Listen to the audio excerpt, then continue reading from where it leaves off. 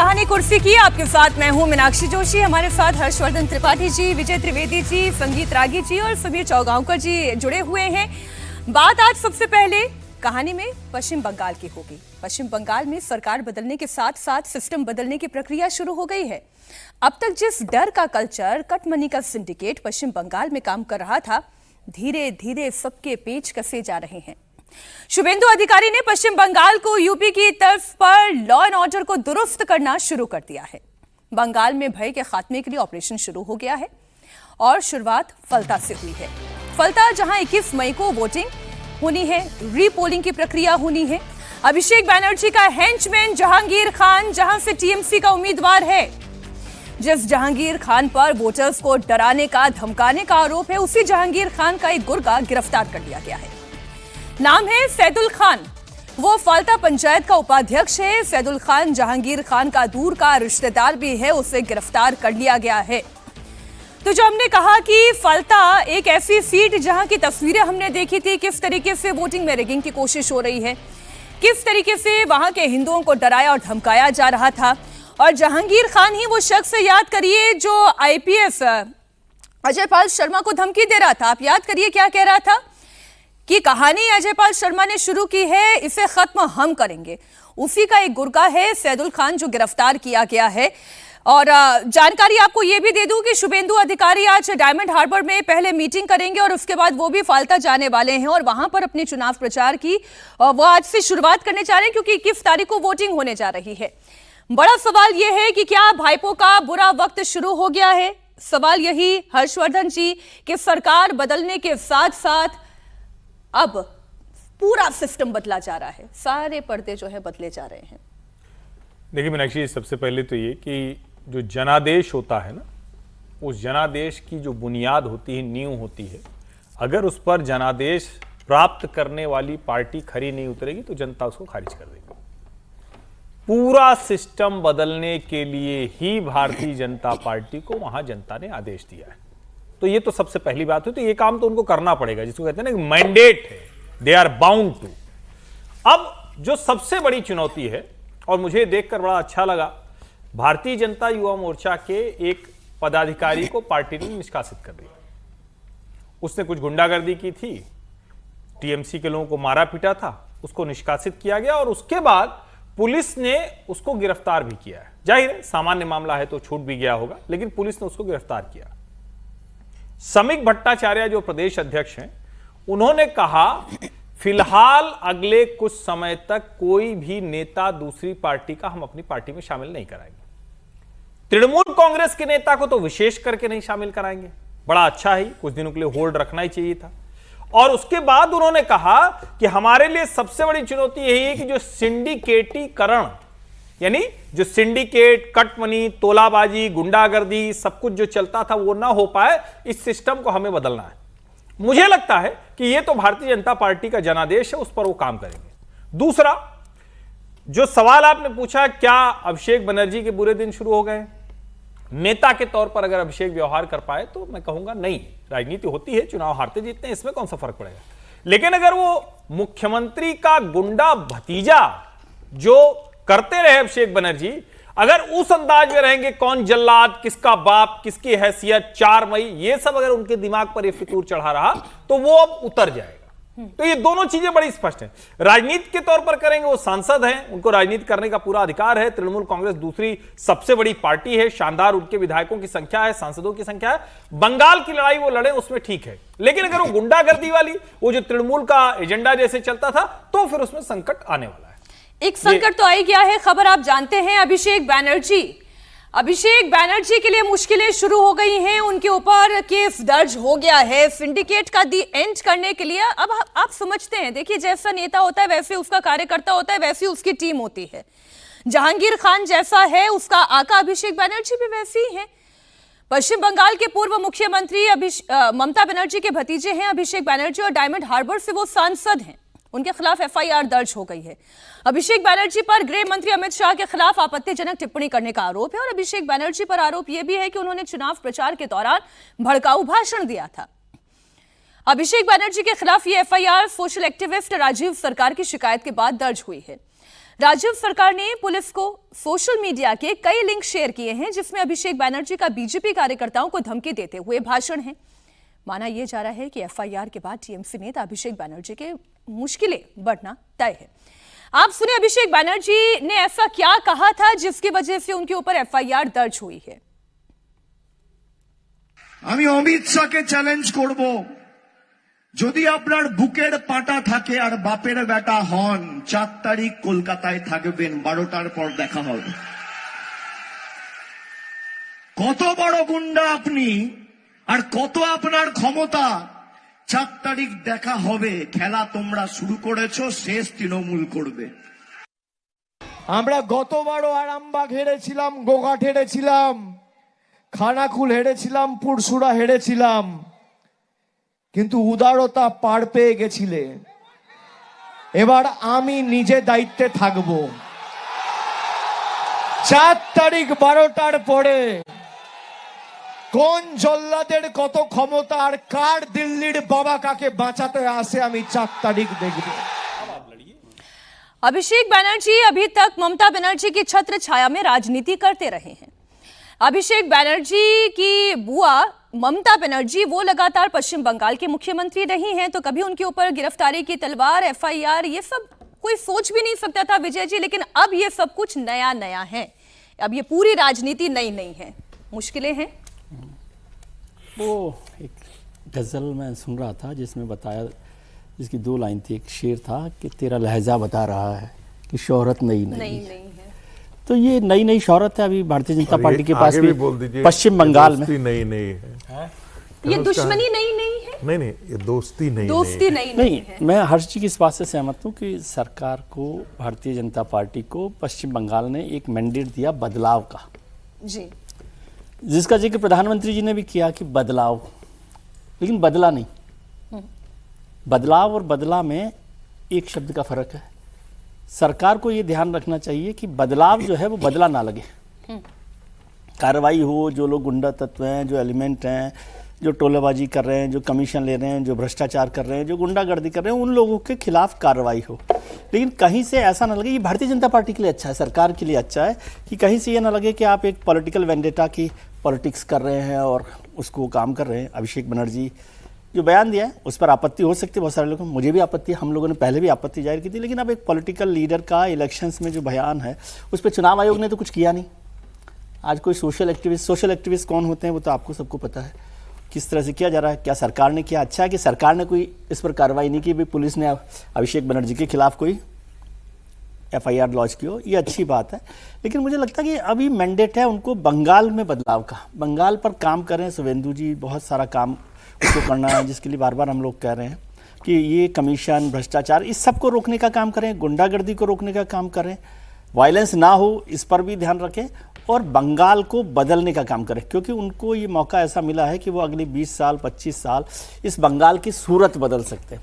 ये हो जाएगा, मान लीजिए एफआईआर हो गई है, गिरफ्तार भी कर लेंगे, गिरफ्तार हो जाएगा तो क्या होगा, एक दिन उनको मौका मिलेगा हीरो बनने का, क्या हो जाएगा? देखिए वेंडेटा पॉलिटिक्स के तहत वेंडेटा पॉलिटिक्स हो रही है और एक दिन हो गए तो उनके लिए भी हेडलाइन मिल जाएगी। लेकिन मैं समझता हूँ कि मैंडेट ये है कि पश्चिम बंगाल में बदलाव करे भारतीय जनता पार्टी, और उसके लिए मजबूती से, अच्छे मन से, बड़े तरीके से काम करे। कुछ बदलाव वाली खबरें भी हैं मेरे पास, वो आपके सामने रखूंगी। लेकिन उससे पहले एक और बड़ी खबर आपको दे दूं। पश्चिम बंगाल में आरजीकर मेडिकल कॉलेज में रेप मर्डर केस में एक बड़ी खबर है। रेप मर्डर के मुख्य आरोपी संजय रॉय ने कोलकाता के पूर्व पुलिस कमिश्नर विनीत गोयल पर बड़ा आरोप लगाया। संजय रॉय का दावा यह है कि आईपीएस अधिकारी विनीत गोयल ने उसे इस केस में फंसाया है। तो ये जो आईपीएस अधिकारी पर आरोप लगाया गया है ये बहुत गंभीर है, और आरजीकर मामले में मुख्यमंत्री शुभेंदु अधिकारी ने एक्शन भी लिया है। शुभेंदु अधिकारी ने 3 सीनियर आईपीएस अधिकारियों को सस्पेंड किया है। जिन 3 अफसरों को सस्पेंड किया गया है उसमें कोलकाता के तत्कालीन पुलिस कमिश्नर विनीत गोयल, कोलकाता के पूर्व डिप्टी कमिश्नर अभिषेक गुप्ता और इंदिरा मुखर्जी शामिल हैं। इन पर RG Kar medical college rape case की जांच में लापरवाही का आरोप है। शुभेंदु अधिकारी ने इन तीनों अधिकारियों के खिलाफ डिपार्टमेंटल इंक्वायरी का आदेश दिया है। इट्स ए वन मैसेज, ये हमारी काम था, सरकार की काम था, करेक्शनल होम की काम था, पुलिस का काम था। ये नेक्सस था प्रेसिडेंशियल जेल का, जो हम लोग जो कस्टोडियन है उसका साथ नेक्सस था। एक्सचेंज ऑफ मनी हो सकता है, पॉलिटिकली प्रेशर दिदेन गवर्नमेंट का हो सकता है, कोई पावरफुल आदमी हो सकता है इनके अंदर, लेकिन इसको हम लोग नया सरकार का नया एक क्रैकडाउन मेथड इसलिए खुलासा किया, बंद कर दीजिए सब, ये सब काम बंद कीजिए, नहीं तो जो लोग बाहर से इस नंबर में फोन किया जेल के अंदर, उनको भी जेल के अंदर जाना पड़ेगा। मिस्टर বিনীত গোয়েল উনি এখন এডিজি রয়েছেন আইবিতে, আর আরো দুজন আইপিএস শ্রীমতী ইন্দিরা মুখার্জি এবং শ্রী অভিষেক গুপ্তা, এই তিনজনকে আমরা আজকে সাসপেন্ড করলাম। प्रोफेसर साहब, सवाल ये है कि क्या सैदुल खान जैसे लोगों पर नकेल कसे बिना बदलाव आ पाएगा? क्या जिस 3 आईपीएस अधिकारियों का जिक्र अभी शुभेंदु अधिकारी कर रहे थे, इन्हें हटाए बिना वो बदलाव आ सकता था, या वो जो 240 कर्मचारी अपने बर्खास्तगी के बाद भी एक्सटेंशन पर चल रहे थे, अपनी समय सीमा खत्म होने के बाद भी एक्सटेंशन पर चल रहे थे, उनकी बर्खास्तगी के बिना ये बदलाव आ पाएगा? देखिए, मैंडेट तो यही था बदलाव के लिए, जैसा कि प्रधानमंत्री जी ने कहा, लेकिन आप बताइए कि जिन लोगों ने पिछले 15 साल से दुष्कर्म किया है और उस दुष्कर्म को संरक्षित करने वाले लोग, पॉलिटिकल एस्टेब्लिशमेंट वहाँ आ रहा है, जिसमें अभिषेक बनर्जी का नाम बहुत प्रमुखता से लिया जाता है, चाहे वो आरजेकर का मामला हो, जो विनीत गोयल के बारे में जिसका आप चर्चा कर रहे हैं, वो बड़े माने जाते थे कि अभिषेक बनर्जी के बड़े क्लोज आँख नाक कान वही हैं कलकत्ता के अंदर। और हुआ क्या था, जिस लड़की का रेप किया गया था उसकी फैमिली पर दबाव डालने की कोशिश की गई। इसके बाद क्या किया था, जो प्रोसेस था उसको डिले करने की कोशिश की गई थी। ऐसी स्थिति में ऐसे लोगों के खिलाफ पनिशेबल प्रोसेस क्यों नहीं शुरू किया जाए, उनको पनिश करने की कवायद क्यों नहीं की जानी चाहिए? अब इसे आप बदला के रूप में ले लें या आप जिस रूप में ले लें, जो फाल्ता के अंदर है, उन्होंने इलेक्शन कमिश्नर ने क्या कहा कि भाई सबवर्सन ऑफ डेमोक्रेसी है वहाँ पे। और सबवर्सन ऑफ डेमोक्रेसी कैसे है कि इंटिमिडेशन, वायलेंस, मारपीट, गुंडागर्दी, जाकर के वोट नहीं देने जाए, हिंदू लोग वोट नहीं करने जाए वहाँ पर, ये सारा काम। अब ऐसे लोगों के खिलाफ यदि एक्शन लेते हैं तो क्या वो बदला है? मुझे लगता है कि पश्चिम बंगाल के अंदर ये आपको करना पड़ेगा और आपको ये दिखना पड़ेगा। लोग कहते हैं ना कि भाई उत्तर प्रदेश का बुलडोजर मॉडल आप क्यों कर रहे हैं, और हमारे विजय जी कहते हैं भाई रूल ऑफ लॉ के खिलाफ है। मैं भी मानता हूँ कि रूल ऑफ लॉ के खिलाफ है, लेकिन एक कहावत है हमारे यहाँ शास्त्रों में कहा गया है, सठम साठ्यम समाचरित, दुष्ट को दुष्टता से ही आपको निपटना पड़ेगा। ऐसे नियम में, और महाभारत तो हमको सब पूरा बता करके गया है कि भाई जितने लोगों ने पाप के भागी बने थे उनको छल से मारना की आवश्यकता पड़ी तो मारा गया। बाली के भी वध करना पड़ा तो भगवान राम को पीछे ओट में आकर के मारना पड़ा। तो पश्चिम बंगाल के अंदर जिस प्रकार की गुंडागर्दी, हत्या की संस्कृति, लूट की संस्कृति, डराने धमकाने की संस्कृति, उसका संरक्षक कौन था? लोग ममता बनर्जी को सीधे इसके लिए दोषी नहीं मानते हैं, लेकिन यदि आप बंगाल में जाकर के किसी से पूछे तो अभिषेक मुखर्जी के लिए क्या कहता है? कहता है वो गुंडा आदमी है। समझ रहे हैं कि नहीं? साहबुद्दीन को हम कहते हैं, बड़े खुलकर कहते हैं साहबुद्दीन गुंडा था। अंसारी के लिए गुंडा बात करते हैं। अतीक अहमद के लिए हम गुंडा बात करते हैं। अभिषेक बनर्जी कौन सा कैटेगरी है? अभिषेक बनर्जी के बारे में क्या? ये सारे जितने पले बढ़े हैं सारे गुंडे, चाहे वो फाल्ता का जहांगीर खान हो या संदेश काली का हो, वो उनको संरक्षण देने वाला कौन आदमी था? यही आदमी था ना। ऐसे आदमी को कंटेन करना है तो एक नहीं, उस पर 10 दर्जन एफआईआर करके रखिए और वो अदालत के दौड़ते रहे। ये दिखना चाहिए कि वो अदालत में दौड़ रहा है। उसको पता चलना चाहिए कि हत्या करवाने का क्या इंजाम भुगतना पड़ा है। उसे पता होना चाहिए कि उसकी बंगाल उसकी बपौती नहीं है कि जो वो चाहे वो करके निकल जाए वहां से, और सत्ता बदली है तो ये जरूरी है कि ये उसकी हनक भी दिखनी चाहिए सड़क पर। दिलीप घोष यही कह रहे हैं, दिलीप घोष ये कह रहे हैं जो शुभेंदु सरकार ताबड़तोड़ एक्शन ले रही है, उन्होंने कहा कि उपद्रवियों को संदेश दे दिया गया है कि उनके पास मौका है, बंगाल छोड़कर निकल जाएं वरना हिसाब पूरा होगा। बहुत लोगों को हम लोगों ने सुधारा है। यहाँ जिनको बढ़ा चढ़ा कर रखा गया था, चढ़ाया जा रहा था, मिसयूज किया जा रहा था, विशेषकर संख्यालघु समाज को, उनके अंदर कुछ लोगों को, ये जो 15-16 साल के जो बच्चे हैं ना, ये गलत समय पर पैदा हुए हैं, गलत संस्कार पड़ गया है। लेकिन क्या है, हमको सुधारने वाले आदमी हैं, सुधार देंगे। इनको मालूम नहीं है कि पुलिस वही है, शासन वही है, लेकिन नेता बदल गया है। उसका परिणाम सबको दिख रहा है। जो दर्दनाक घटना हुई थी आरजीकर में, अभी तो उसका न्याय नहीं मिला है। कानून में अभी भी प्रावधान है उसका न्याय पाने के लिए, उसी दिशा में कानून काम कर रही है। लेकिन हमारे पार्टी ने प्रतिश्रुति दी थी कि आते ही फाइल खुलेगा और दोबारा इसका इंक्वायरी होगा। उसी प्रोसेस में ये किया गया है। मुख्यमंत्री जो वादा किए थे उसी दिशा में बहुत जल्दी आगे बढ़ रहे हैं। जनता खुश है क्योंकि जनता ने हमें ये आदेश दिया है। जहाँ तक संभव है पहुँचेगा ये कानून का तहत और इंक्वायरी पहुँचेगी, सबको कानून के सामने आना पड़ेगा। हमने ये भी देखा है हाई कोर्ट में हियरिंग के समय जज साहब को घेराव किया जाता था, स्लोगनबाजी होता था, बैठ जाते थे उनका इजलास में, काम करने नहीं देते थे। वो भी दिन था और आज भी दिन। देखिए ममता बनर्जी को कोट पहन के एफआईआर होना पड़ रहा है, कोर्ट में बार बार जाना पड़ रहा है। ये काला कोट और अदालत का कोट, इसी में पूरा जिंदगी बीतेगा। तो जो बात दिलीप घोष कह रहे हैं वो ये कह रहे हैं कि अभी भी मौका है, या तो सुधर जाए नहीं तो बंगाल छोड़कर चले जाए वरना बुरा वक्त शुरू हो गया है। इसलिए मैंने सवाल पूछा था। और जो अभी संगीत रागी जी कह रहे थे, सुमीर जी, रामायण में भी कहा गया है कि भय बिना प्रीत नहीं होती, भय बिनु होए ना प्रीत। तो क्या वहां पर बदलाव के लिए विपक्ष के बीच में भारतीय जनता पार्टी एक डर बैठाना चाह रही है? नहीं, मुझे लगता है गुंडों को तो डरना चाहिए ना। जो बदमाशी करेगा, लूटपाट करेगा, उसको तो कानून का डर होना चाहिए। और देखिए जब चुनाव प्रचार हो रहा था तब शुभेंदु अधिकारी ने योगी आदित्यनाथ के किस तरीके से पैर छुए थे, पूरा साष्टांग दंडवत प्रणाम किया था। और जब शपथ ग्रहण हुआ था शुभेंदु अधिकारी का, तो योगी आदित्यनाथ जी ने भगवा पट्टा गले के अंदर पहनाया था। तो मुझे लगता है कि वो भगवा सरकार बनी है तो शुभेंदु अधिकारी ये बताएंगे कि भाई जो उत्तर प्रदेश में योगी आदित्यनाथ ने अपराधियों के साथ किया है, गुंडों के साथ किया है, बंगाल में भी अपराधियों और गुंडों के साथ वही होने वाला है।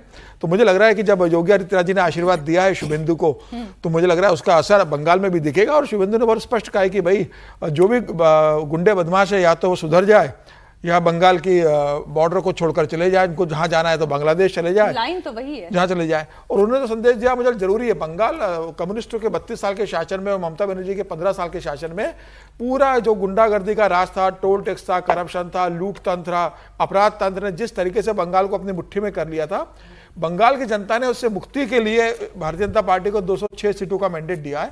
तो निश्चित रूप से शुभेंदु अधिकारी को ये बताना पड़ेगा कि उनकी जो इच्छा थी वो हम प्रदेश में लागू करने जा रहे हैं। और मुझे लगता है कि इसकी उन्होंने शुरुआत कर दी है। योगी मॉडल की आपने बात कही, खबर उसी से जुड़ी हुई है। पश्चिम बंगाल में भी उत्तर प्रदेश का योगी मॉडल दिखाई दे रहा है। मुख्यमंत्री शुभेंदु अधिकारी ने पश्चिम बंगाल में सार्वजनिक स्थलों और सड़कों पर नमाज पढ़ने से रोक लगा दी है।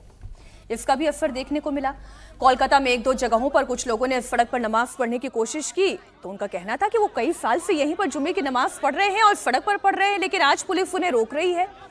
कोलकाता के राजा बाजार इलाके में इसे लेकर लोगों की पुलिस के साथ साथ बहस हो गई, लेकिन पुलिस की तरफ से ये स्पष्ट किया गया कि सड़क नमाज पढ़ने के लिए नहीं दी जाएगी। फिर लोग नारेबाजी करते हुए वहां से चले गए और मंदिर में जाकर उन्होंने नमाज अदा की। जरा जो माफ कीजिएगा, मस्जिद में जाकर उन्होंने नमाज अदा की। तस्वीरें आपको दिखा देते हैं इस बहस की। कोलकाता में सड़कों पर क्या हुआ।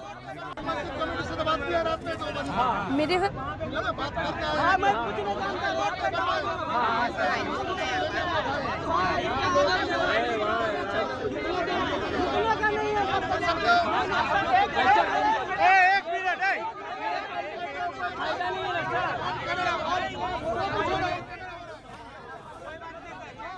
तो ये तस्वीर आप देख रहे थे। अब देखें, इसका मतलब ये है ना कि मस्जिद में नमाज पढ़ने की जगह थी, तभी थोड़ी बहसबाजी होने के बाद मस्जिद में गए हैं नमाज पढ़ने के लिए, तो सड़क पर या सार्वजनिक स्थलों पर नमाज पढ़ने पर अब शुभेंदु सरकार ने रोक लगा दी है। इतना ही नहीं, उत्तर प्रदेश की तर्ज पर ही पश्चिम बंगाल में धार्मिक स्थलों पर तेज आवाज में लाउड स्पीकर बजाने पर भी रोक है। इसे लेकर बंगाल के आसनसोल में बवाल हुआ।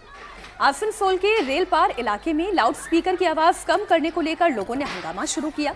उपद्रवियों ने जहांगीरी मोहल्ला पुलिस चौकी पर पथराव कर दिया। पुलिस वालों पर भी फिर पथराव किया गया। इसमें कई पुलिस वालों के घायल होने की खबर है। उपद्रवियों ने पुलिस चौकी में जमकर तोड़फोड़ की। उपद्रवियों ने पुलिस चौकी के बाहर खड़ी हुई गाड़ियों को नुकसान पहुंचाया। आसपास की गलियों में खड़ी हुई गाड़ियों में भी तोड़फोड़ कर दी। उग्र भीड़ को देखते हुए अतिरिक्त सुरक्षा व्यवस्था यहां पर की गई, तब जाकर हालात काबू में आए। इलाके में तनाव को देखते हुए अभी भी पुलिस बल वहां पर तैनात है। जरा तस्वीरें आप वहां की भी देख लें।